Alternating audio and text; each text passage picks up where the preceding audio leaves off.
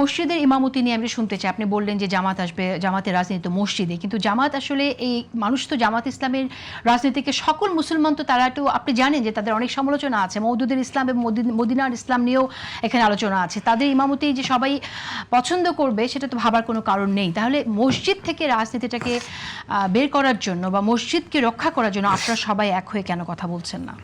দেখেন, আপনি এই আলোচনাটা কিন্তু অন্য জায়গায় আরো ব্রডার জায়গায় যাচ্ছে। ব্রডার জায়গায় গেলে অনেক সময় লাগে আলোচনা করতে, কিন্তু আপনি তো সময় দিচ্ছেন না। যাই হোক, সময় দেওয়ার সুযোগও নাই আপনার বেশি। আমি দেখেছি যে পাপি আপা যে বললেন না যে জামাত গোড়ারটাও খায় আগারটাও খায়, তলারটাও খায়, মানে গোড়ারটা মানে তলারটাও খায় আবার উপরেরটাও খায়।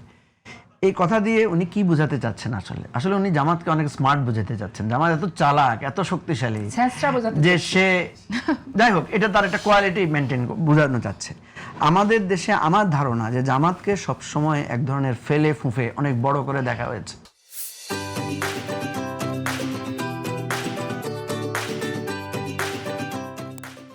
আপনি তো জানেন যে ভারতের প্রধানমন্ত্রী একবার বলেছিল যে বাংলাদেশে 25% জামাতের সাপোর্ট আছে। এখন দেখেন, সেদিন আমি একটা জেনজি ছেলের একটা স্টেটমেন্ট দেখলাম, আপনি দেখলে দেখবেন, খুবই ছেলেটা বলেছে, সে বলেছে আমরা জামাতকে জানতাম যে জামাত মেধাবীদের দল, আমরা জানতাম জামাত সৎ যোগ্য, আমরা জানতাম জামাত নির্যাতিত, জামাত নিপীড়িত, জামাতের বিরুদ্ধে অনেক মামলা হয়েছে, জামাতের অফিস বন্ধ করে দেওয়া হয়েছে, জামাতকে বহিষ্কার করা হয়েছে। এই টোটাল সিনারিওর কারণে জামাতের প্রতি আমরা সিম্পেথাইজ ছিলাম, এই জেনারেশন। কিন্তু যখন জামাত একটু শক্তি পেল, জামাতের যখন একটু ওভারঅল হলো, তখন আমরা দেখতেছি জামাতের লোকেরা মেধাবী মনে করছি, কিন্তু পার্লামেন্টে গিয়ে তো দেখি ওরা অনেক দুর্বল বক্তৃতা দিচ্ছে, তাদের বক্তৃতার মধ্যে সার নির্যাস কম। আমরা দেখছি যে তাদের এই যে আপনি বললেন 5-6 জন এমপি কেউ পার্লামেন্টে দাঁড়ায় বলতেছে আমার বাবা শহীদ মুক্তিযোদ্ধা, অথচ তার বাবা বেঁচে আছে। একজন সংসদ সদস্য বলছেন 6000 কোটি টাকা বাজেট, এই কথাগুলো সে বলেছে। এগুলো আমার কথা না, তার কথা আমি বলছি আর কি।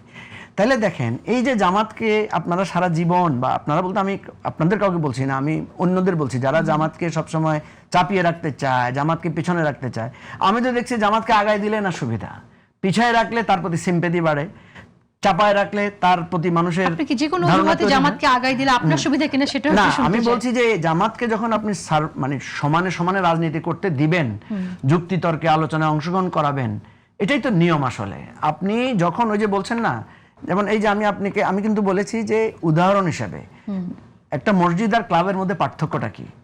মসজিদ হচ্ছে এক্সক্লুসিভ আর ক্লাব হচ্ছে ইনক্লুসিভ। আমি জামাতকে দল আকারে বুঝাতে চেয়েছি জামাত একটা এক্সক্লুসিভ পার্টি। এখন এই যে আপা বললেন যে জামাত কোরআন শরীফের শপথ নিয়ে, কিন্তু জামাতের লোকজন মসজিদে ক্লাবে ধরা না পড়লে অন্যান্য জায়গায় তো যাচ্ছে। আপনি আমার কথাটাই বুঝতে পারছেন না, এটা তো খুব দুর্ভাগ্যজনক। আমি বলতে চাচ্ছি সে তার নেচার অফ পার্টি হচ্ছে মসজিদ এক্সক্লুসিভ একটা পার্টি।